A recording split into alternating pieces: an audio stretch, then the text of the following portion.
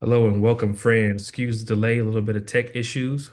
Welcome, everyone, to the 2025 Scent Seminar Week 2, our final week together. My name is Reverend Darnell Fennell, and I serve as the Director of Social Entrepreneurship here at MBA, the National Benevolent Association. MBA is the Health and Social Service Ministry of the Christian Church Disciples of Christ.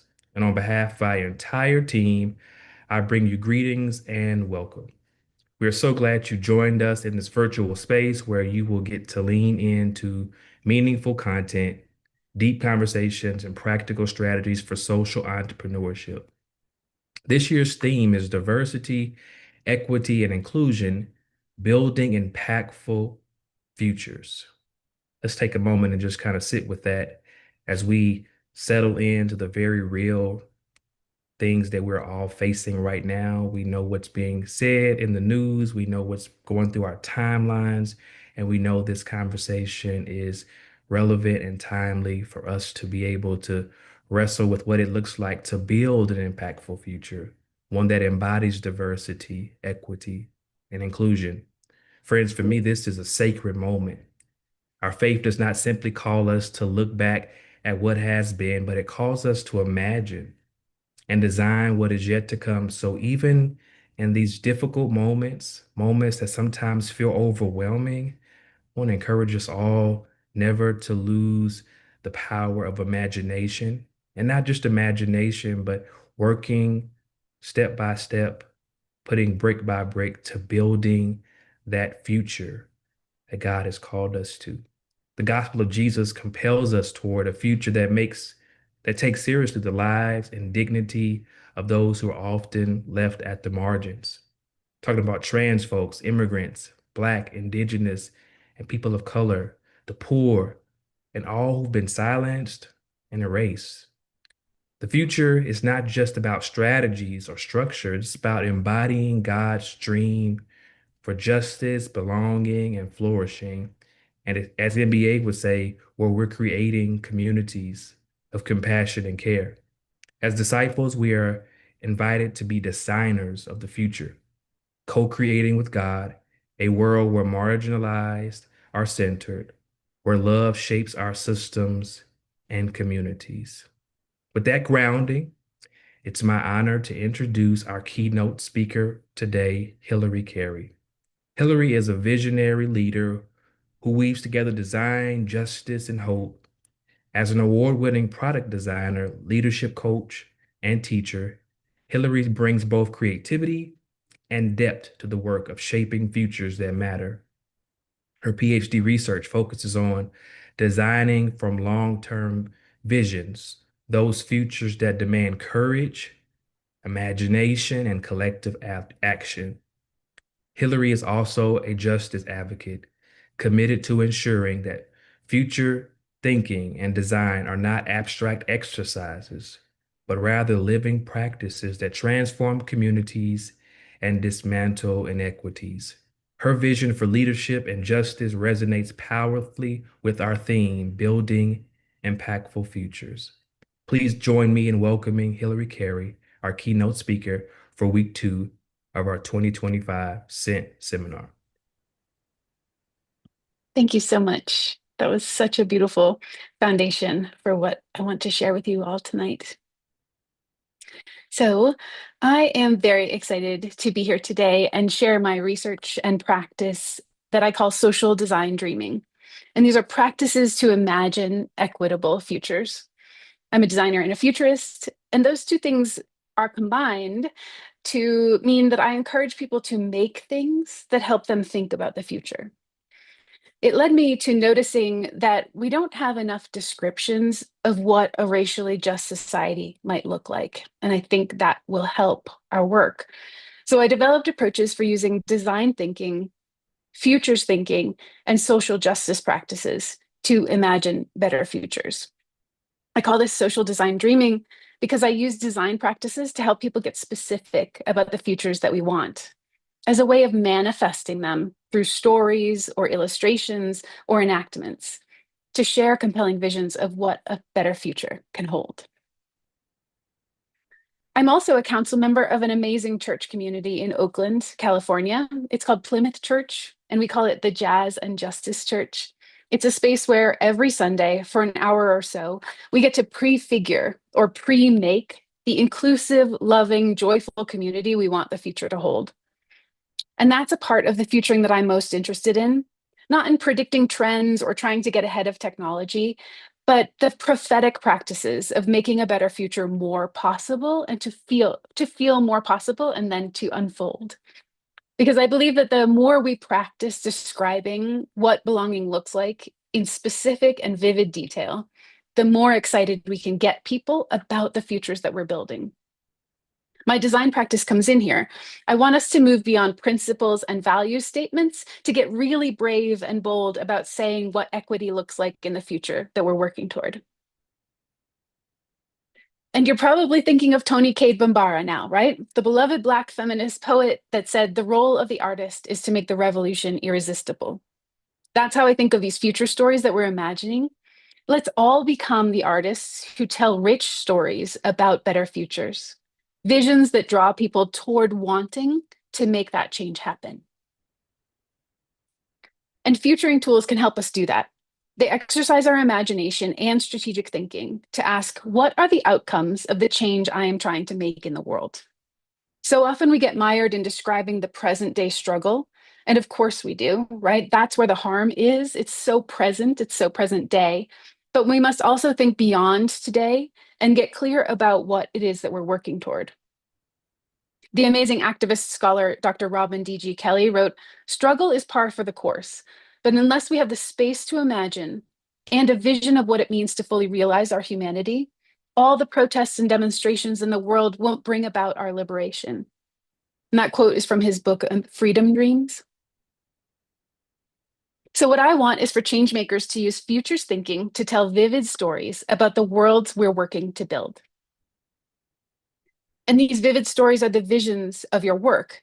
Visions are vivid stories about the outcome of change, because that is a powerful way to engage people and to get them to work toward things together.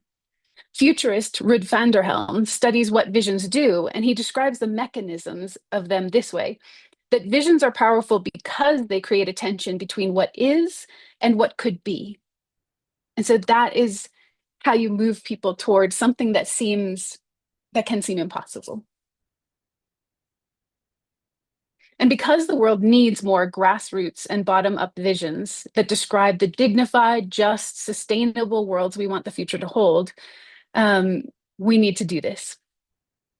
So there's this wonderful sociologist who writes about utopia, Ruth Levitas. She says that thinking about the future is important because it disrupts the taken for granted nature of the present. Thinking about alternative futures helps us to question what seems inevitable about our systems and structures. And that is essential practice for these times. But it can seem frivolous, or at least easily put aside for the urgent needs of the present. But that's how the status quo wins, right? By limiting our ability to imagine beyond it. So I'm dreaming of a center for practical dreaming, where change advocates like yourselves come regularly to practice imagination. And it probably does need to be a retreat center because you need to get far away from your day-to-day responsibilities to have that kind of space to dream. So let me tell you more about practical dreaming. What I mean by practical is a complement to science fiction. As a designer, this makes sense to me to make realistic drawings and models and stories about everyday life in the future. These are plausible but aspirational future stories. And then dreaming, because we need to be more imaginative to fight dominant systems. Futures thinking pushes us out a few decades. I often push us out 100 years because these complex systems and ideologies take time to evolve. I don't want people to dream small because they're limited by what they feel can be done in a few years. And these practices help us to get clear about what we truly want to build.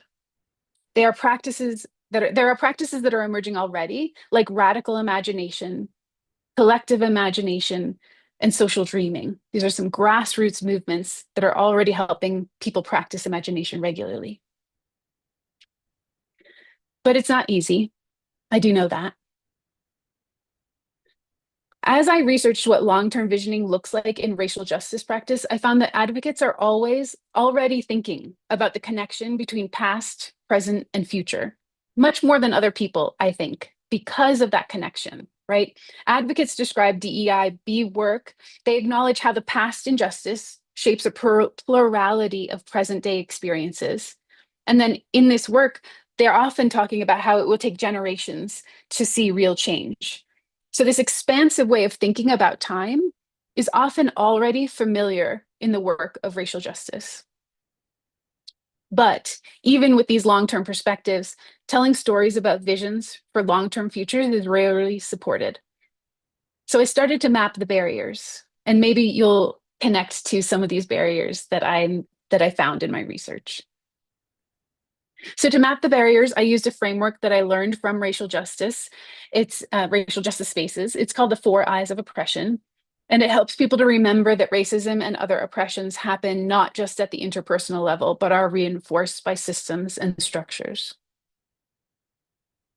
So when it comes to futures thinking and long-term thinking, internally in our heart and mind, when we're fighting for change, we are fighting against a violent system. This is exhausting and limits our capacity for abundant thinking. Eventually, it deteriorates our belief that change is possible.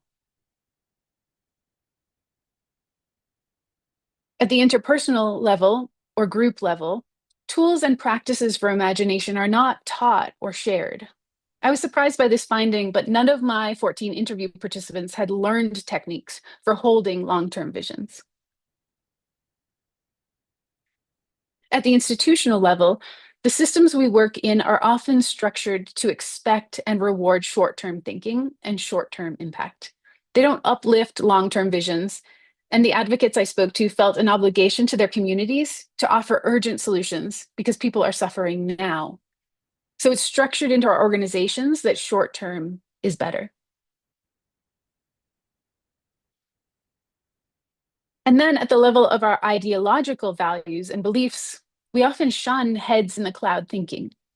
Utopian is most strongly associated with top-down restrictive ways of being, or pie-in-the-sky dreaming that's dismissed as a waste of time. And we so often value practical thinking over ambitious dreaming. Yet leaders know that we will have more impact if we imagine beyond the current day barriers. We just don't have time, space, support, or tools to do it.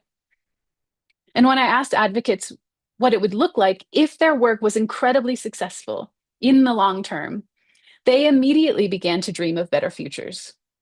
So it was wonderful to see that the capacity and joy of their imagining is right here when the invitation is offered. I love this quote from a recent podcast on futures thinking with Radha Mistry. If we have the ability to create stories around these preferable visions, do we then have some sense of agency and ownership over what the future becomes? I really think so. So, how can we counteract those barriers? How can we dream of long-term visions that bring about the futures that we want? We can make imagination an intentional practice in change making through daily habits, community rituals, and structural shifts that embed hope into action. I want social dreaming to be a common practice for people working toward change. Imagining the outcomes of our change work is a way to help people understand what it is that we're working toward. So I have a few simple activities for daily practice to become more visionary in your own work, and a few very complex practices for when you're feeling braver and more committed. As deep time thinker Vincent Iolenti says, let's practice stretching our minds across time. The first is simple, to imagine the opposite of a problem. When you are thinking about the big things in the world that you want to change, practice imagining the opposite of the challenge. This is how I help people begin to world build and get into the stages of imagining what futures look like. If today I'm frustrated that when people hear the term futures, they think about the stock market, I can play with that idea about how my vision of a better future would look. In my better future, many people would regularly use the term futures to mean a plurality of better worlds that they're working toward. And then I can push that further and think about the conversations I'll overhear at a coffee shop where people ask each other, hey, what futures are you imagining for your beautiful project in the school garden? And I would overhear that regularly in coffee shops. So I'm starting to make my future vision tangible. So I would like you to try it now. I will give you a minute, and I'd like you to think of something that you're fighting against in the present, and then describe how in the future the opposite would be true. So I'm going to set a timer for 30 seconds to a minute, and give you that moment to pause.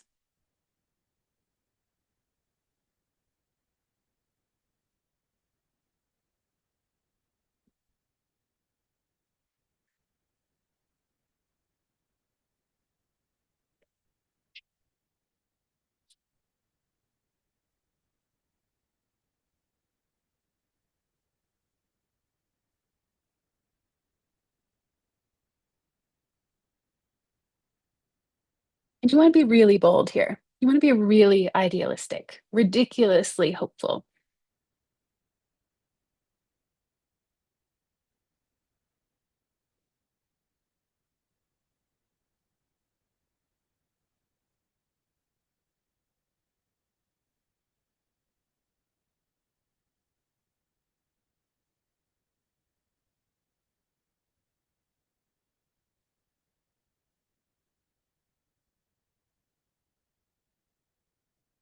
Okay, that wasn't a full minute, but hopefully you got a taste of this type of thinking.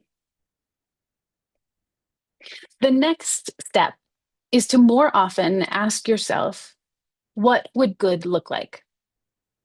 When you have something you want to change, you need to understand the problem and the success. Practice describing your hoped for outcome as much as the problem. In a recent project I did in a healthcare context, we set our North Star vision by going through the current challenges with the process and asking, what would ideal look like here? If people are struggling with this in the moment, what does better, what does ideal look like? What do we actually want? What would we want it to be like? And we did that for each stage of the journey, mapping out the ideal patient experience. And then we used the themes from those pieces to create this larger vision and to say, this is our North Star vision for this improvement project. So this is something you can bring into your daily habits. When you have a problem that you're thinking about, ask yourself and your team, what would the ideal experience be? We don't often enough ask ourselves, what am I really working toward? And what, if I could do, if it could look like anything, what would it be? I think that helps us think differently about the things we're trying to create.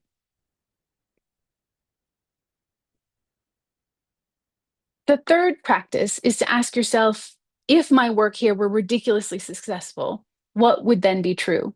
What would be different?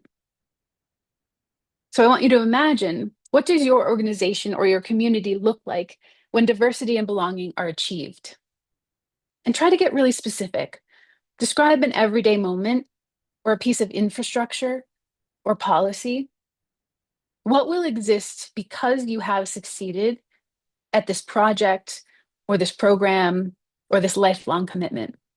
What feels different for the people at the center of the challenge? As an example, if my work for practical dreaming is ridiculously successful, there will be a building on it that says Center for Practical Dreaming, and it's a beautiful retreat center. And advocates, change makers, social justice leaders like Adrienne Marie Brown would make sure they spend a week there every year to practice their visioning skills because it's so essential to their incredible work. And all the justice movements would talk about how the futures, talk about those futures that they're building toward, right? As much as the challenges that they're fighting against, so that we as a society would have all of these visions of these hopeful futures and what better looks like. And I even sort of illustrated it for you to make it more vivid for all of us. So I'm going to give you another moment to practice this for yourselves. I'll give you about 30 seconds. Think about one thing that you're doing right now that you deeply care about.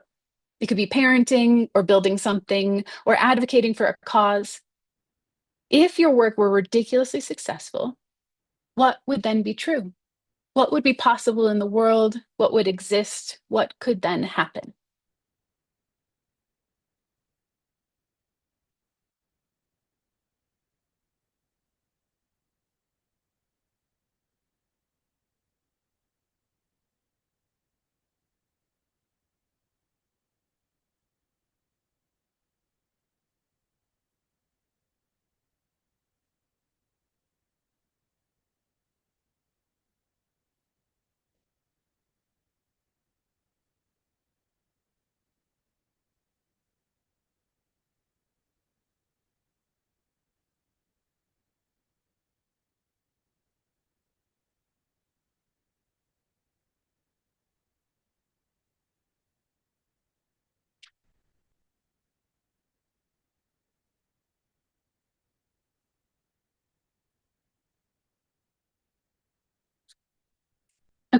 30-ish seconds.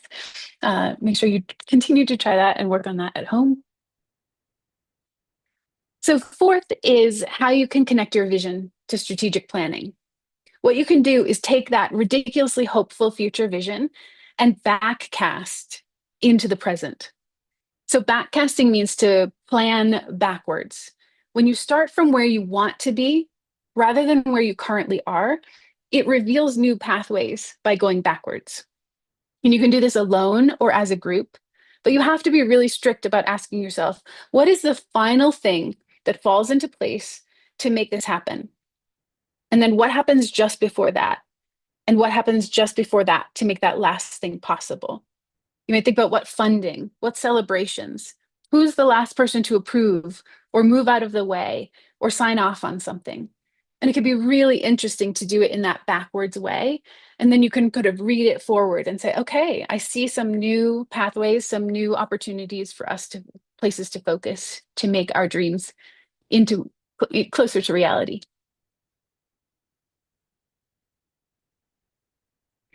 So now I'm going to move into practices that are a bit more complex, bigger commitments of time and resources. So the fourth-ish one is collective visioning. So once you've convinced yourself of how powerful it can be to get specific about the future, ask others to join you and facilitate the visions of others, visions of the collective. It can be joyful and disruptive to give people space to imagine together. I often do this online because people are distributed, but doing it in person is wonderful too. The next one is to prefigure and to prototype. What can you do today to pre-make the future? Can you, on some small scale, act as if your better future is already here? So choreography scholar Susan Lee Foster identified how the lunch counter sit-ins during the civil rights protests of the 1960s were an embodiment of the future the activists were fighting toward. The peaceful, well-dressed, unendingly patient Black people performed a racially integrated future in previously all white spaces. This was a way for them to demonstrate what they were fighting toward. And you can do that with new systems of education, new ways of doing business. This can be done through new ground rules and decision-making practices, through protests, through community pilot projects. You're really trying to get a small-scale dose of the future so that people can kind of try it on in an embodied way and feel what it might feel like to say, okay, this is the part that I like. This is the part that's uncomfortable. Here's what I want more of. Here's what I'm going to shift toward. And then this last one is different from prefiguration because it's more artificial. It's more of a performance that people step into for an hour or two. This is a practice to build out your vision of the future so that it becomes something other people can step into, which is an amazing thing. Stuart Candy calls this experiential futures, and it's about making a future story tangible so that people can feel as if they're in this better future through a single artifact or a full-fledged immersion. I recently did this for a project with civic makers. To inspire greater engagement with human-centered design in government, we collectively imagined what would be different if the state government of California fully embraced co-design. And then we brought it to life by inviting people to step into that future through an award ceremony and a technology demonstration. At the award ceremony, several workshop attendees were surprised to receive a future-focused award for co-designing with their communities. And it really gave them an embodied sense of that celebration. So you saw that we had banners and trophies and all of these things that made it feel like an award ceremony. And at the same workshop, we brought people into a demo of a fictional future technology for listening to client voices. We made up this fake technology and acted as if it were real. And we had this demonstration and then asked state government partners if they wanted one. Would you buy this? And if you would, what would you do with it? And what would they be excited about? And what would be concerned about it if they actually, if this existed and they had it in their work? And they took it very seriously because it seemed real. And so we had a very different type of conversation about what that future might hold because they were transported into a space where they were like, would I really do I really want to buy this? Do I want to buy this tomorrow? And then when you do this, the visions don't have to be right. They're meant to be provocations, ideas for people to respond to and build on so that you can learn about what truly matters to them. You can gather feedback and improve your proposals by making it so real for them. So, in conclusion, creating visions of the better futures you want to create can be a leverage point for making change in society and a practice that builds our resilience because it is joyful, creative, and anti establishment. If we want to make imagination an intentional practice in change making, we need daily habits, community rituals, and structural shifts that embed hope into action. So please join me in this. Please reach out. I love to talk about envisioning better futures. I love to hear what people are, how they make sense of it, what they're planning, what they're thinking about. Um, and if you would like more information, you can go to my website, justvisions.co, not .com, .co. And there's a section called learning, and it has like these slides. It has some work activity sections, other resources like that. Because it really is a passion of mine to make people more comfortable with this long-term thinking. Thank you. I look forward to your thoughts and questions on this.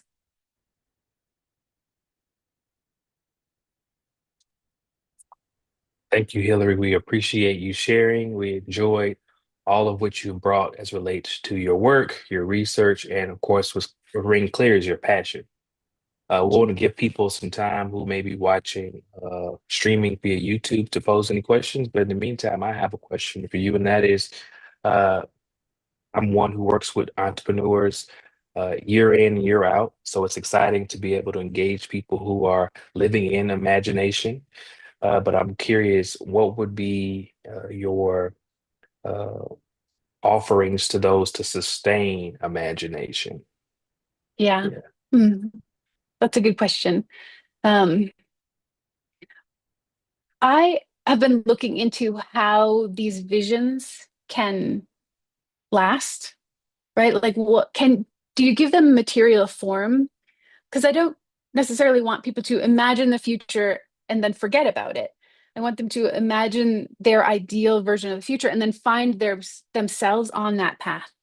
So for these entrepreneurs, I imagine I would think they have to both imagine beyond their project, right? Beyond their proposal into that better future. I'm asking them to say, like, okay, when the world is really, truly better, what does that look like? And then where along the path, like, how do you move us toward that? And so they probably need to hold two different visions at the same time, right? Of like, when we are fully inclusive and joyful and rested and all of that, this is the future I'm looking toward. And then my project is along that path that gets us to this, 5-year future, I would think. Thank you for sharing. We hear some affirmation in the chat from one of our listeners, thanking you for the reminder to uh, get back to daydreaming. So they appreciate this confirmation from this presentation. One other question I would like to present. I think I see a question. Oh, that's not a question. So, but I do hear affirmation about the inspiring content that you shared this evening. So when we think about uh, entrepreneurs again, and entrepreneurs specifically that kind of emerge from faith spaces, some have connections to congregational life, some do not. Uh, you obviously are part of a faith community, but you also are in spaces that are non-faith but innovative spaces. What do you believe that perhaps faith communities or those who are positioned close to faith may be lacking that the other spaces that you reside in seem to bring to the table? Hmm. Resources. Very true. Right. Like Very true. I'm often, I'm working in healthcare and sometimes government projects that have grants associated with them, which is always very helpful. Um, and probably a clearer mandate of like what to accomplish, right? It is easier to vision when you have this narrower scope. So that's probably something that I would like a tip to add to people is when we try to imagine a better whole entire world, it is very difficult, right? So and the plurality, right? Adrienne Maree Brown talks about like we have a plurality of futures that need to exist together. So all of us can be responsible for one small part of that, and we will be okay because everybody else is imagining the other parts. So I think in the healthcare projects, we were scoping it down to, yeah, whenever we try to take on the whole for-profit healthcare system, the visioning gets very difficult. But if it's one smaller aspect of it, how do people get to their primary care provider, or how do we handle this one disease that's increasing, then like your scope of your vision is easier because you don't have to imagine that whole entire world. So maybe, yeah, in the faith-based practices, there's probably a bigger attempt to solve the whole world. Wow. Right? That's insightful and true. And I thank you for naming out the gate the lack of resources for many. But even with the lack of resources, yet we imagine, right? And yet we take what Yes. we have and trust that we can do great things sometimes with very little. Yeah. So we have questions, two questions in the chat. One is, could you please say more about the role of community ritual and Mm. practical dreaming? Mm. Yeah. There's this practice of radical imagination that is hopefully becoming more and more formalized. And that is about bringing community folks together for conversations. And what I hope to add to that is to make it a bit more tangible than conversation, right? As a designer, I want to um, not just talk about it, but write it down, draw pictures, make something in the solution, but still that ritual of bringing people together around a topic that they're passionate about and giving them something to do about it and a Mhm. space to talk and to grieve, right? So the community Yeah. rituals as well are, I I always do this by recognizing the past and then the present and then the future. So as you get more into the instructions for this, it would be like you need to, and sometimes it's okay, you like grieve the present state, right? We're grieving the present and we can talk about that, but we want to move on to looking at the past. How did we get here? Let's acknowledge the structures and the systems that have caused this present day state, and then use those as a leverage point to imagine the future. So, like a specific community ritual would be having that space for Hmm. the grief of the present and the hope of the future. Yeah, that's good. Thank you for sharing. We'll do one more question from the group, then we'll invite our panel to join us for a more fuller conversation. So the next question is, how do you stay visioning when the person can't see your vision? What's the best approach to get them to listen? Mm, yeah, that is a very good question. It can be so frustrating when the vision is so clear to you and there's resistance to it. Um, I, recentering in yourself, knowing that maybe hopefully they don't need to buy into your vision, that you can continue to work toward it and you can do it in different ways, whether they buy into it or not. That Mhm. holding that vision for yourself is a source of power. So hopefully finding that, and then the more practical ways of communicating visions to people in different ways, right? If they don't respond to the drawing, if they don't respond to the proposal in this way, are there other forms and other ways of telling that story that help people understand that this vision is worthwhile? And is it like sometimes is it about that they have a place in it? Do they feel, people can be really resistant when they don't see themselves in those visions. Um, so making room for people to contribute to that vision can help as well. Great. Thank you for sharing. All right, friends, we have more friends that will add more wisdom and insight to this conversation around building impactful futures rooted in DEI. and B, belonging. So I want to invite our panelists to join us by turning on their cameras.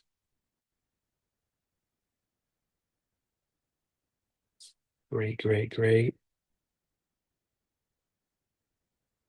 Okay, so we are going to start it. For those of you who registered for seminar earlier this week, you got an email from us, which basically shared with you some pre-recorded videos of content from board development with a focus in DIB to marketing and a variety of other conversations.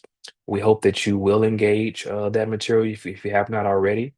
But we have those presenters with us for you to be able to engage them in conversation around their topic and their expertise. So we're going to first start by having each panelist, number one, say their name, the name of their workshop they presented, and what emerged for them during their time of creating this particular workshop. So we have an order that we've already discussed. To those who don't know their order, I will let you know. But to those who do know, we'll go in that order. So let's begin by again sharing our name, our workshop title, and what emerged for us as we were preparing to create this workshop. Yeah, greetings, friends. I'm Brian Frederick Gray. I use he, him pronouns. Grateful to be with you all this evening. The name of my workshop was Shifting Legal Landscapes in Refugee and Immigration Ministries. And one of my learnings and takeaways from it had to do with some of the production schedule that we had. The video itself had to be turned in many, many weeks ago. And so, as I was seeking to create content that was going to be usable and helpful by way of giving updates on immigration and refugee work, I also wanted to make sure that it was going to be including some evergreen resources for you because the state of play continues to change daily in this work. In fact, hourly by the minute. We had updates earlier today on court cases that are shifting what the layout and landscape is at the moment. And so that's why in the video that you have in this regard, I wanted to make sure that we included some resources that were themselves also going to be updating and going to be changing. I am particularly grateful in this regard for our friends and colleagues at Church World Service who have put together a daily email update. They call it the Daily State of Play. That is, for my money, the single best resource that is out there. They put together all of the resources, stories, lists, toolkits, webinars, opportunities for people to sign up that have been themselves carefully vetted by their policy and advocacy team. Everything that you are receiving in that daily email, and it is the first thing I read every single day to be able to stay up to date with what is happening, has been carefully vetted. You can be promised and assured that everything that is in there is trustworthy, is up to date, and will continue to be changed and updated along the way. Forever grateful for those partners. There are a couple other resources that I include in the video that similarly are coming from some of our partners or are coming from my own Office of Justice and Advocacy Ministries at Disciples Home Missions to be able to create the kinds of information that is going to make a difference for folks. One of the things that is so hard about refugee and immigration work right now is the amount of misinformation and, dare I say it, disinformation that is being spread right now. And so one of the things that we, particularly as people of faith, can do is to strive to be sources of that accurate, honest, fair information that is telling the stories, sharing the experiences, particularly of those who are most at risk and those who are being most oppressed in this moment. To have open eyes for the things that are happening, to be able to grieve this present moment. Thank you for some of that language, Hillary, while we are envisioning and striving, struggling towards a future that is going to be better. Grateful for this opportunity, grateful for this chance, and really looking forward to the fullness of this conversation. My name is Peter Drury. I come to you from the West Coast. Some of us call that the left coast, and I give you warm greetings from here. He, him pronouns, and the presentation that you will see that I brought us on diversity and board development. Board as in board of directors. Board as in not BORED, but BOARD. And particularly, I've been asked why I said yes to this engagement, and I would want to be very, very clear in saying I believe in change makers. I fundamentally believe in change makers, and I believe in social impact entrepreneurs. My life and career and sense of calling have been dedicated to this for decades, really since I was 10 years old. And so I want you to know in advance that I believe in you. And yet, even at the same time as I believe in you, I know some things about obstacles and obfuscations that get in the way of leaders, of change makers, and social impact entrepreneurs. And so, my presentation on boards of directors is that I have spent a lot of my career trying to help things be less complicated, less obfuscating, and less frustrating. Sometimes that's legal and fiduciary. Sometimes that's about dominant culture and people who look like me getting in the way. Sometimes that's about funding and resources and being able to, marshal the resources you need to advance your mission. Whatever that is, I work with founders and directors and boards of directors on being their most effective selves. So, and not unlike Brian, I mean, I think I submitted my content, I don't know, in June or in July, and I feel like the world has changed. Like, I mean, literally, even as I was preparing my content, and then in the weeks that have gone by, I'm like, am I going to still be relevant? And actually, I do believe what I shared was relevant to you for the exact same reason. Hats off to you, Brian, for saying that. I tried to prepare something that was much more evergreen in its content, knowing that we would have this chance in Q&A to talk in real time. And I'll also preview of coming attractions. I tried to speak about my content in a way that is kind of navigable with the dominant culture and the dominant systems. I'm a revolutionary myself. I'll be clear about that. Always have been. But I work often in the center, and I work often within systems as they currently exist to try to get people to maybe make advances and revolutions they didn't even know they were ready to be a part of yet. So if you listen to my presentation, you think, gosh, that sounds kind of down the center in certain ways. Listen underneath and read between the lines, because I am very much an activist, in my own skin, working in my own ways to help make change. And so if I can help you with boards of directors and legal, fiduciary, finance, fundraising, and strategy, I'm here for you. I want to advance your work and support you in advancing it. So I think I've said probably too much. So honor to be here. Hello, good evening. Happy to be here. My name is Brittany King, and my workshop title was Beyond the Buzzwords, DEI in Everyday Marketing, and I suppose communications as well. Two main things came up when I was creating these materials and recording my workshop. And that first one was just immense gratitude. I spent the first kind of half of my career as a journalist, and my beat was diversity, equity, and inclusion in corporate America, in mission-driven organizations, and specifically in higher ed. So I've done a lot of reporting in this space, and over the years have seen funding just go and become virtually non-existent. And so to have, although this is not a journalistic institution, to have a nonprofit organization, specifically a Christian nonprofit organization, kind of boldly declare like this is still relevant, this has always been relevant, and we're not going to back down from it, I think was really, really important and made me proud to be among this group of people. And then the second thing that came up, it was a reminder for me that everybody has a lane. I mean, just with the people on this screen, we all have such different industries and expertise. And I think when you hear like the acronym DEIB, you think like, oh, if I'm not a practitioner or an HR or in this like real or a grassroots organizer, like I can't do this work or it's not important or I don't have a lane. And the reality is like whatever your expertise or industry is, you can create change within these ideas, regardless of what your background is. And so it was a good like reminder of like sometimes I can minimize what I do and be like, oh, I just write sentences for a living, or I do social media. And while those things are like practically true, there are very intentional ways that you can make sure you're being and um, inclusive and equitable in the language that you're using and the way you're presenting your organization. And so it was almost a good grounding for me as much as it was sharing out with you all. It was a good like reminder and grounding for me that like, okay, this work matters beyond just the buzzwords, literally. So happy to be here and have further discussion.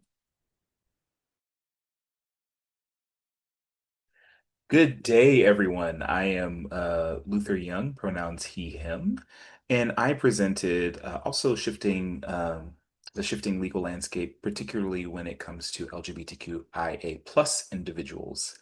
And a couple of things that came up for me in preparing my materials, um, it really forced me to sit with our realities. Things have always been challenging for LGBTQIA plus individuals. Things have gotten exponentially challenging over the past few years. Things have gotten even more exponentially challenging since January.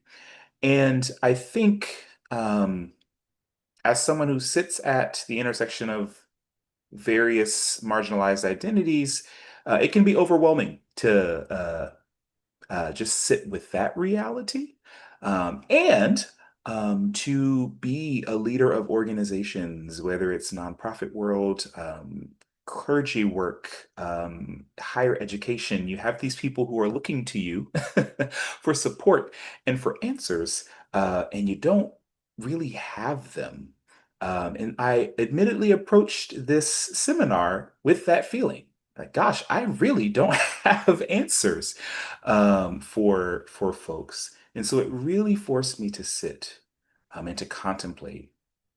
And I appreciate some of the comments that have been said in the lecture tonight, both you, Hillary, and Darnell.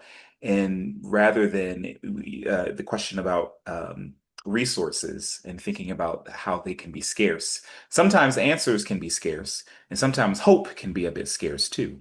And it forced me to sit down and take stock of what I did have, and what can I use to perhaps envision a path forward. And so that is what I drew from in the conversation, and just had three simple points. I guess old school preaching just kind of came back and a three-point sermon emerged, which are to educate ourselves, to validate what is happening, both for LGBTQIA plus individuals and for all of us.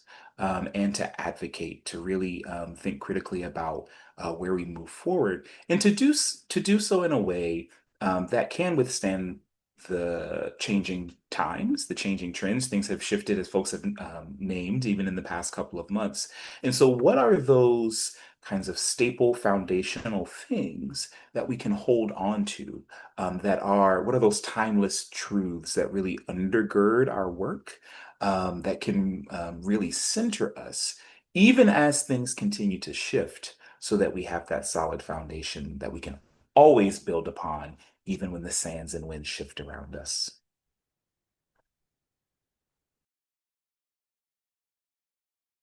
Good evening, everyone.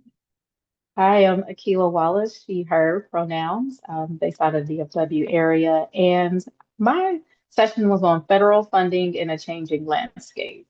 And ultimately, as a nonprofit consultant, I'm a board leader and civically involved community member. I too have been directly impacted by the attacks on all human service providers. And I felt it was vital, that I stand boldly in solidarity with all of you, with the greater community, as we collectively fight to protect our funding and legislative rights, while simultaneously, like we're working to just try to unlock, retain, and sustain our budgetary resources, right? And I saw this as an amazing opportunity to do so. And as I was, going through this process of not only preparing, my recording, but also, talking points for this space, what has been very clear is that I've learned that the strategies, that I've learned as an expert in, fund development and as a nonprofit executive, with over 20 plus years, much of what we've held true, a lot of that is ever changing right now, especially for those of us in fund development and fundraising. And especially, as we and myself have centered causes that are led by and centering the needs of our most marginalized communities. So, with these continuous shifts, I realized that, I must actively follow and engage with national leaders, like the National Council of Nonprofits, the Association of Fundraising Professionals, and many others to regularly stay educated, equipped, and ultimately, from my faith tradition, armed, like Ephesians 6, um, so that I can stay up to date with the ever-changing times. So that's why I'm really honored and excited to be in this space with all of you, because I'm pretty sure many of us have various causes that either we are working with, working for, partnering with, volunteering with, serving with, and ultimately there's a lot of chaos and a significant amount of funding for many people across this nation is tied to federal and government grant opportunities. Yeah, so that was my target, and but it's also deeply woven in the ways in which we find hope, liberation, as well as ways for us to keep pushing and moving forward through looking at our funding models beyond just one particular budget line item, which from a revenue side often can be just federal funding, but how do we begin to unlock other resources and engage in areas of individual giving, corporate giving, collective giving models, and even earned income within our institutions. So thank you to all of you, and I'm really excited about this conversation. All right, well, let's jump right in together. We know that we have a rich panel and we have lots of good recorded content for you all to engage in after this time together. So we'll actually start with Akila. Let's talk about those creative models, thinking about imagination and what it means to be people who think outside of the box. What might be some strategies to offer specifically to organizations that already exist, social enterprises, nonprofits that are seeking to serve demographics that are currently being having funds taken off the table. Yeah, so there's a couple different ideas that I have. One that I often talk as I'm working with organizations is I kind of take them back to really just assessing their infrastructure, their base. And I believe one of the other speakers was touched on, when they brought up your board. Start with your house first. Who is within your family, within your immediate friend circle, in the ways in which like their connections and resources, and how are you inviting them and engaging them so they can help you to unlock more resources. Gone are the days where we only invest in grant writers and hope they just go out and do grant searches. Although I encourage you still go to grants.gov and see what opportunities are out there. But I'm gonna come back to a disclaimer on that. But start with your core group of people that are there to support you, right? And also I want to add this caveat that oftentimes we only go to them for their skill sets. But often if you don't have an infrastructure from which you're able to, invite them to invest in the mission, please build that in. Understanding that, we have to be open to diversity and inclusion, a variety of economic statuses, and that may not always be possible, but find a way from which everyone can feel as though they are financially invested. I mentioned collective giving models. One of the largest growing giving models within this nation has been given circles, given societies. So do your research on those. Check with Philanthropy Together. It's an amazing organization that is helping to create and develop thousands of new giving circles across this country. So reach out to them so you can maybe find out who is in your community, where it's a group of individuals who found a commonality and said, we're going to pool our individual dollars and support specific causes. And then also, I also invite you, I mentioned corporate, even with those, a lot of we're losing funding with some corporations because they're having to make changes to their requirements because of DEI restrictions and et cetera. But also back to that infrastructure, and I if, encourage everyone to look at your case for support. If you don't have a strong case for support, if you don't even know what I'm talking about right now, I invite you to go to my website, taylorwallace.co, and look under my resources. I provide a create your case for support template that allows you to really hone in on like, how are you telling the story about your organization? How are you talking about the need? How are you talking, going beyond just stories and really digging into the metrics? And how are you able to, when a funder is looking at you, that they say, wow, they're ready. And they're very clear about who they're trying to serve, how they're going to serve them, and what the outcomes are. And then lastly, and I'm gonna be quiet, another part of getting your house in order to help you unlock more money, get your financials in order. A lot of organizations are missing out on funding opportunities because you think you've submitted a phenomenal grant proposal, but you didn't realize that the associated grant budget or your program budget you put with it is all whack and don't make sense. The numbers don't balance to zero, and so a lot of times many of you are missing out on opportunities because you don't have your financials in order. So I invite you to get your budget in order, get a strong board and volunteer base, and look into some of these other resources. All right. Well, I see Peter feeling the spirit over there with his hands going up. So I was going to actually invite Peter to chime in, especially as you think about inviting your board to navigate these changing waters, in addition to who do you want on your team if you are focusing on supporting groups that have been marginalized by our current administration. Who do you want on your board to be able to really navigate this landscape? Sure. Well, I'll start by just a huge hat tip to Akila. I loved everything she just said. I will say also professional fundraiser and a lot of stuff that crosses over there. But when you said that last thing about if your financials are out of whack or they are whack, I'm not sure which way you phrase. I like both phrasings, but I'm telling you, if your numbers tell a story, and if you don't know what story your numbers are telling, you're in trouble because you can write a great grant application, but if the numbers contradict it and you don't realize it, I'm with you, Akila. Like people are reading that story and they're trained to, so you got to work on that. So, the people you want on your team, I love that. I love that question. Honestly, it actually all comes back to diversity, and I mean, it just does. And I'm gonna I'm going to tell you, this is amazing. The most conservative financial people in the world, and I'm an MBA, so I have hung out enough around them. I'm not one of them, but I've hung out around them enough. The most conservative finance experts in the world will tell you that with any investment portfolio you ever have, the most important thing you can have is diversification. Now, when they use the word diversification, they're thinking about a variety of stocks, variety of bonds, variety of investments. They know full well, the very most conservative financial folks, that the greater diversity you have, you reduce risk and you increase opportunity. Let me say that again. If you have a diversified portfolio of investments, you are reducing risks and you are increasing opportunity for growth. They've known it for a long, long time, but they're talking about economics. They're not applying their own thinking to social economics. I will tell you that it's all about diversity and diversification on your board of directors.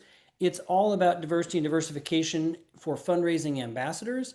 And you're going to have a smarter, better, faster organization that is way more fantastic in meeting your mission, and you're going to raise a lot more money if you've got that kind of diversity. So my answer to the question isn't that there's one kind of person to have on your board and have 12 of them. It's to have 12 different kinds of people and have a pipeline of the next 12 and the next 12 and the next 12. So, in my workshop, I talk a bit about how to build thinking about both experience, as in lived experience, and expertise, as in kind of skills and knowledge and textual expertise. And I would make sure you've got a matrix out there of needs, both in terms of lived experience and some demographics and relationship to the mission you're meeting, and also expertise, knowledge, technical skill sets in particular, that you particularly need. And the beauty for me, the magic is in meshing those two things together. I'm not okay with just having experts with no experience or having people experience who don't have expertise. I can find other roles for them or I can help grow them so in the future they're on the board. But I want to make sure you're recruiting a board of directors that brings in both lived experience, and practiced expertise so they can be ambassadors for you. And let me land on that word ambassadors for 1 second. I know from everything Akila just said that she and I have learned from some people in common in the fundraising profession who would say that if you've got a board of directors who are not able to be ambassadors on behalf of your mission, they don't belong on your board of directors. They might belong somewhere else, but they don't belong on your board. Your board of directors, every single person has to be able to be an ambassador, pure, clear, true, energetic for your mission. There's a couple of other things like being advocates and being askers that you kind of add to that little pyramid of three things. But every single person's got to be able to be an ambassador. So I would start there. I would find people who are true believers in your mission, its needs, and who are not only believers in the mission at large, but they're believers in you. They can speak to your integrity, to your trustworthiness, and your ability to deliver on your mission. Because at the end of the day, especially in the philanthropy world, people have got to be able to trust you. And so you need people who are helping build trust, not just that you have the right mission, but that you have the right organization meeting that mission. So I'll pause there, but I'll tell you, diversification, that's the word they use. Use it on them. I mean, we need diversity to manage our risks and grow our opportunities. Thank you, Peter, and thank you, Akila. I'm going to invite our keynote speaker, uh, Hillary, to respond to what might be some practices that you would invite a board that could be a nonprofit board, a church board, anybody you're trying to just really continue to build the muscle of imagination and design. What might be some practices that you want to implement in your regular meeting time to build this muscle for imagination for the future, imagination for resources, and how we go about our work together. Yeah. There's a particular activity that comes from the organization called Cynefin, and it's called Future Backwards. And the first step of it is to, like, in 3 post-its, I think of in 3 sentences, describe the present state of the organization. And then you imagine the ridiculously hopeful future. You go very, very extreme. If everything works out, if everything is beyond our wildest dreams, what is the future like? But then you also do, in our worst nightmare scenario, what is the harm that we do? What is the worst case output? And I like that as a conversation in and of itself to like find you really learn so much about what people care about, what matters to them, what they see as disaster.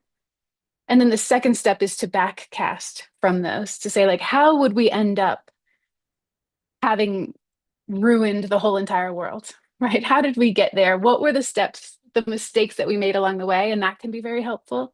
And then, like, what were the amazing things we did to change the whole world for the better, and backcasting. So I think of it, they don't necessarily present it as a 2-part, but I think of it as a 2-part. Like, you can have this really rich conversation about, like, what are our biggest, wildest hopes and what are our worst nightmares? And then can we learn from that practice? I like that. To try that. Thank you for Yeah. sharing. So now I want to move to Brittany. So Brittany, as we think about the landscape and what it means for many of our entrepreneurs that we serve at MBA, they are focusing on folks of color. They're focusing on LGBTQIA folks, all the folks that are in this current administration and landscape being erased of sorts or silenced. So, from a marketing standpoint, your reflections on how does one, because some people are rethinking their language, right? Some people are, nope, I'm going to stick with the language and I'm just going to keep pushing. Where do you land when it comes to wisdom on external language in this landscape when trying to get funding, when trying to connect with people who may find a little bit of difficulty with language that we've just used last year, but now it's a problem this year. Yeah, Yeah, oh my, I was just having a conversation with a client about this yesterday. I am of the mind that you are who you are and your org stands for what it stands for. And if you truly believe that and you're steadfast in that, and I don't mean this like, I don't want to minimize what's happening in the country, right? But if you believe in diversity, equity, inclusion, belonging, if you believe Black Lives Matter, if you believe like reproductive rights are healthcare, if you believe that trans kids deserve whatever healthcare they need to want to live, you need to stand by that. It really doesn't matter who's in the office. And that's not really like a marketing expertise take. That's just integrity is one of, I mean, my core values, but also one of my consulting company's values. And that's very intentional because I don't kind of want to change with the weather.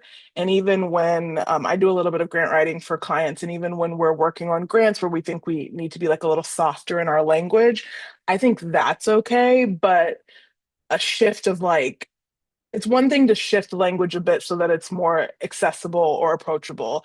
It's quite another to, we stand for these marginalized groups in 2023 and now in 2025 we don't. So I think it's important to stick to your people because I do believe in mutual aid and that the people that you have always stuck by will also stick by you. Thank you for sharing. Now, I want to invite into the conversation Luther as we think about LGBTQIA folks in this current landscape and organizations that seek to support LGBTQIA folks.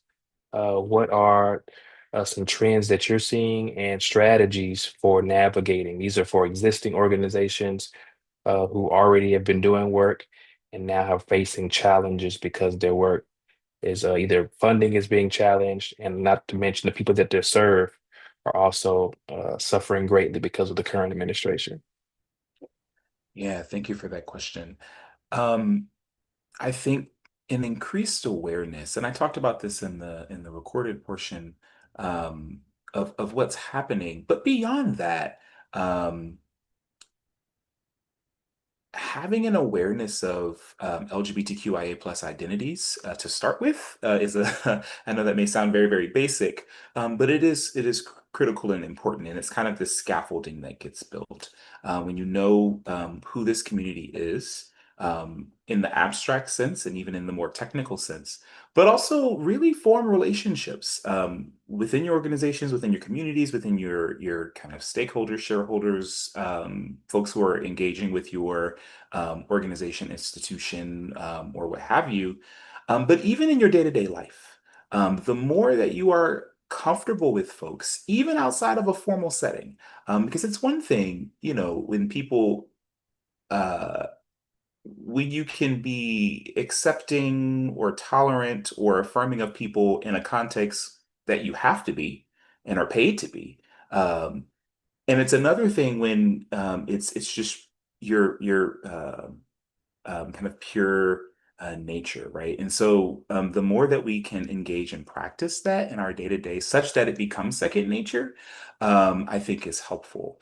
And then that then helps inform um, the practices that we put in place organizationally, institutionally, our policies. So when someone brings forward, if you're, for instance, reviewing your HR manual in your organization or your church or your in your community, and you notice that the language is very heteronormative, because you have been in relationship with people, you can say, hey, maybe we should expand our definition of what family is here when we think about family leave and parental leave and those sorts of things.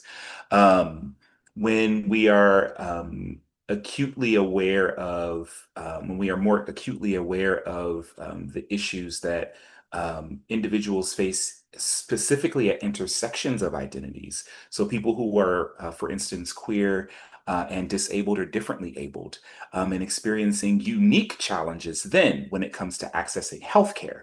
And so being aware of that if you have employees and how your health insurance plan may be lacking in that way, or your policies concerning leave or time off when it comes to health. I'm thinking of like FMLA and those sorts of things might not be comprehensive enough to cover those identities.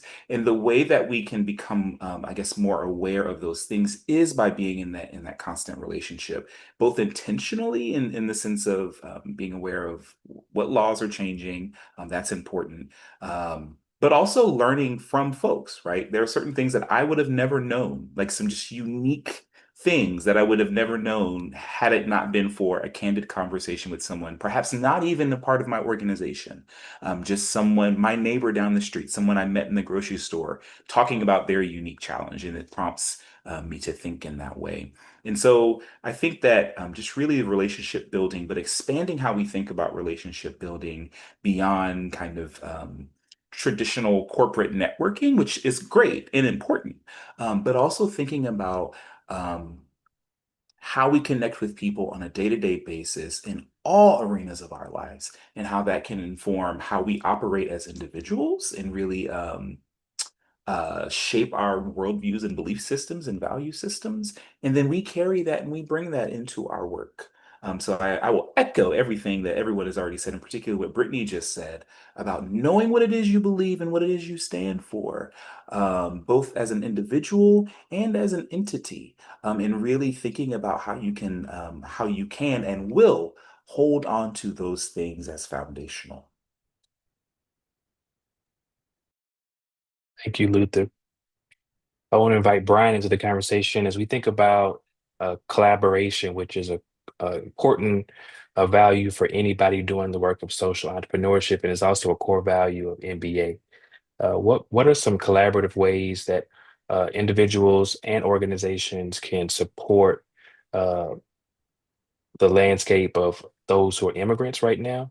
What are some so a collaboration piece for those who are either doing the work, want to do the work, but want to be collaborative? Folks who are not necessarily entrepreneurs, but still want to uh, be collaborative in supporting folks who are doing the work.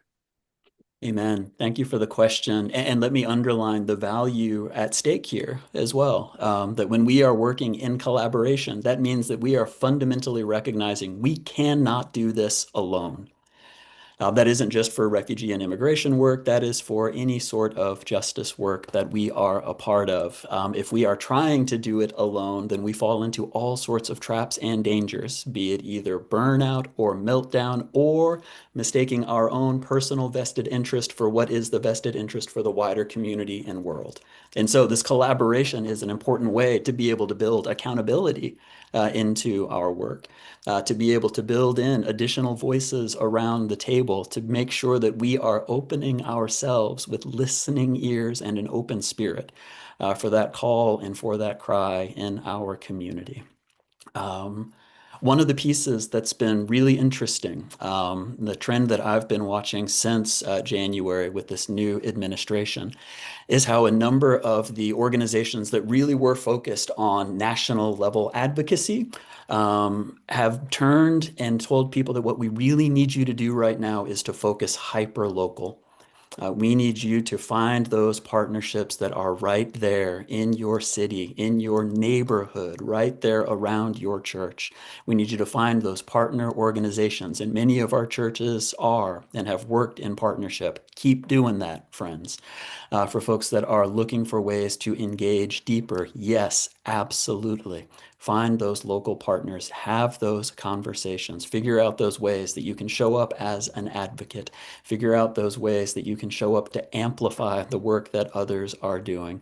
Find those places locally where you, as either the pastor of a congregation or a leader of a local ministry or organization, or even just a member of a church, can say to your local city officials, can say to your sheriff, can say to your mayor, I need to know what's happening in our community right now and the ways that you are working to protect immigrants and refugees. This is a religious value for me. It is a core part of who I am as a person of faith. And so I am here to give you my testimony about why it's important that our city is doing those things to protect refugees and immigrants who are under attack right now and who are vulnerable in so many ways. Being able to focus hyper local that way is something that our churches are in exactly the right place to be able to do. You are situated in the middle of a neighborhood. You are the part of a local town community. And being a part of that gives you the opportunity to be able to engage in some of those places right directly on the ground that can make the biggest practical difference for folks right now. And so please, please, please be in those relationships, be in those cooperative spaces, and don't you dare try to go at this alone. Amen. So we're coming close to the end of our time. So I want to make sure I make space for everyone to respond to one more question briefly. And that is, we think about our topic is building impactful features. And today we have been taught the importance of design and imagination. So from your seat, from your place of expertise, how are you leaning into imagination when it comes to you creating a future that's more just and loving and welcoming? So we all know that you all are doing great work in the world, but to be able to deposit your imagination to those who are in this virtual space, those who will listen to this later at a later time, I think it's important for us all just to not just talk about it from a standpoint of we need to imagine, but actually hear each other's imagination. So, imagination from your seat, from your area of work. How are you imagining? And then we will move into our closing time. So, anybody can pick the question, popcorn, imagination. How is it being displayed in your work? I can go first. I'm currently reading a book in a book club called The Artist's Way, which is like 30 years old. Many people have done it because I consider myself a creative. And one of the things that has come up in this process, I'm almost towards the end, I'm on week 10, has been leaning into other forms of creativity because it could inform my professional work. And so lately that's looked like, painting and drawing and coloring and a lot of nature walks. I'm not a nature person, so that's been interesting. Um, but what I've found is in doing all of that, it has sowed and one, not only has it led to just like natural connection with other people who are different from me. I think about what Luther said earlier, like just getting out and talking to your neighbors, getting out and getting to know people different from you. That seems really obvious, but it isn't always at least in my life, isn't always as intentional as it probably should be. And I found that the artist way, these nature walks, this painting and coloring has allowed me to do that. And although it hasn't necessarily birthed anything yet, like this big kind of goal that I'm working towards. It has created some genuine connection that didn't exist 10 weeks ago. And it's been a really great bright spot. It's been the bright spot, frankly, in my life lately.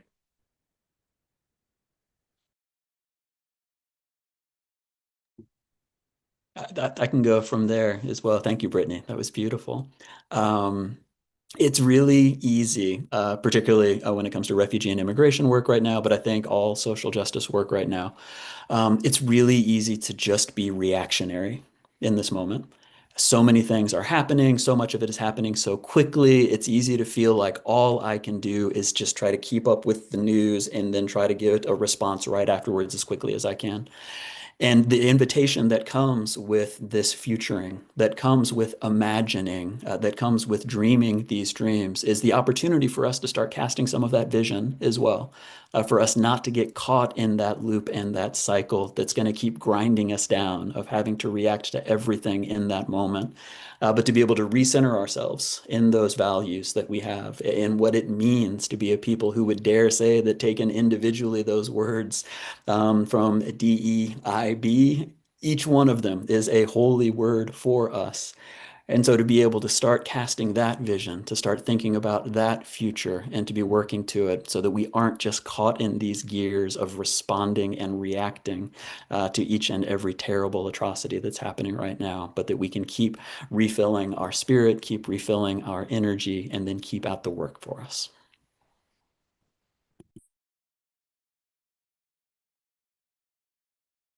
I'll jump in. This was a little challenging, but I was reminded, and I had to remind myself that I try my best to lean in into an abundance mindset versus a scarcity mindset. And as we're watching resources continue to be stripped away and wealth extraction, generational wealth extraction, and and so much for you, it appears to just be lost. I try my best to, as I lean in in my space of fund development and not giving up and truly believing that there's more than enough out here for us. It's again leaning to the imagination of where else can I go? Who else should I connect with? What other how do I engage technology to support me in this, in this season with all of these evolving things happening with tech and bringing in young people and leaning into their thoughts, their thought, their ideas and how they see the future in the ways that I want to keep them encouraged in the belief that there is more than enough for all of us. And so for me, that is where I see imagination, where I'm just constantly trying to picture that regardless of what may be appearing or, actually, going away on one side, I still see that there's plenty of ocean water that's hot, very deep and wide. And, and there's so much of it. There's an abundance of there's so much land. There's so much air. There's so much more where there's opportunities for me and the work that I'm tied to and so many others for us to be able to access. And then also in the ways in which I lean into my faith tradition and me knowing that, hey, the whole world in his hands. And so there may be limitations over here, but trust me, I will find it. And I hope that in the ways that I contribute to other bodies of work, that they see that and they're finding it as well.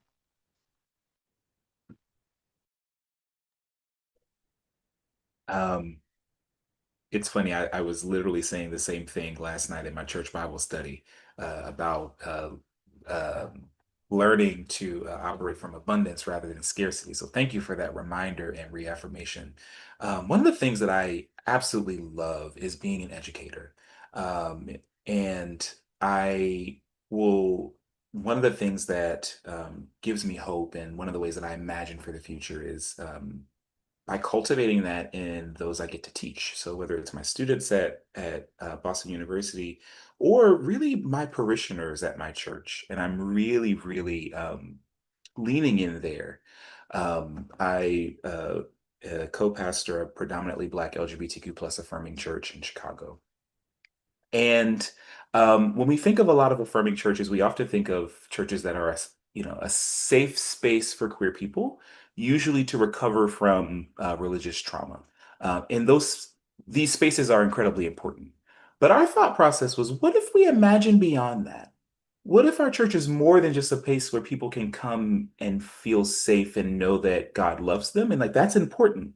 But what does it look like to have a church full of queer people and allies who are biblically grounded, who can construct, not just deconstruct, but construct a solid theology that they can firmly stand on, and then feel empowered to go and help others on that same journey. And that's the journey that we've been on. Our sermons and Bible study series this year and extending into next year are really, we've been really delving into various theological lenses, whether it be liberation theology or queer theology or womanist theology or creation, ecological justice, and those sorts of things, and giving folks the tools to really say, no, you can do this. We're going to show you how to do this, and then go and do likewise. What does it look like for folks who have been marginalized to be empowered in that kind of way, beyond saying that you have a place here, to say that you can go out and start building tables for folks to sit at. And so that's what's really giving me hope and joy for the future these days.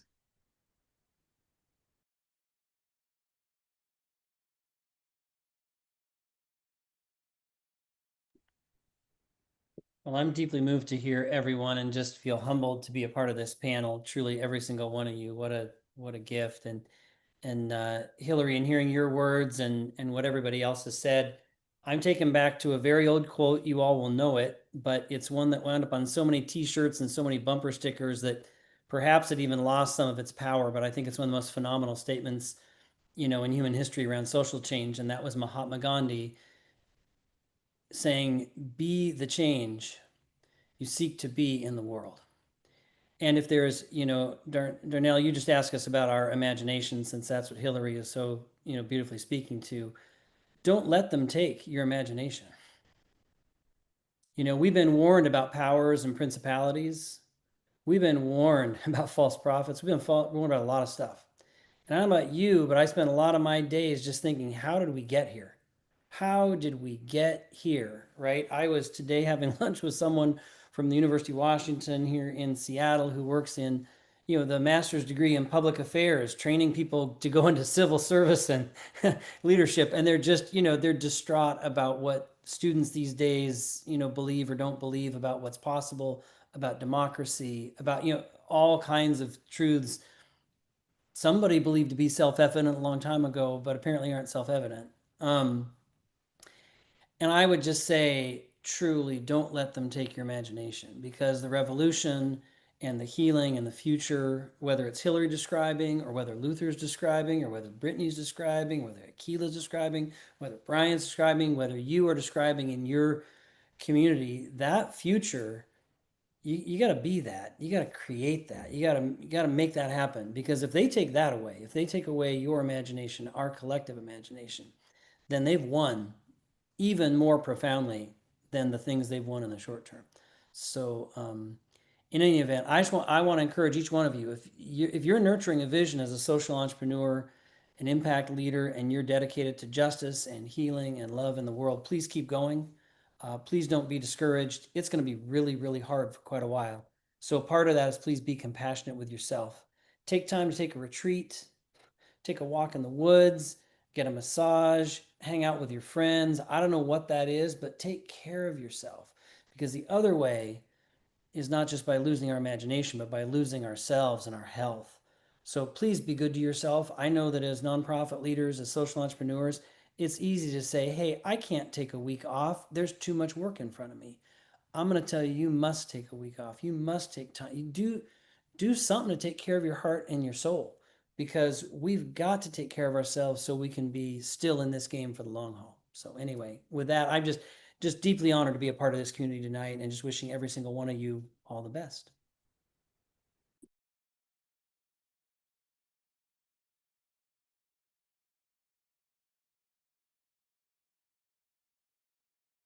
I guess I can weigh in on this, even though I sort of gave a dissertation on it. Just this is a reminder of how beautiful it is to hear other people's visions, right? It is beautiful to imagine your own, and it is really beautiful to hear what other people imagine, because it's often things you didn't think of, but make sense and resonate. And I have to practice this too. Like, actually, I developed these tools because it is hard for me to imagine the future. I'm a very optimistic person, so I lean into this work in that way, and it feels right to me. But um, I'm developed these tools because it doesn't come naturally. So I turn to the futuring tools to practice that, and practice deliberately imagining my own visions, not just the visions of other people. Because it's so tempting, right? Just so tempting to uplift other people's stories.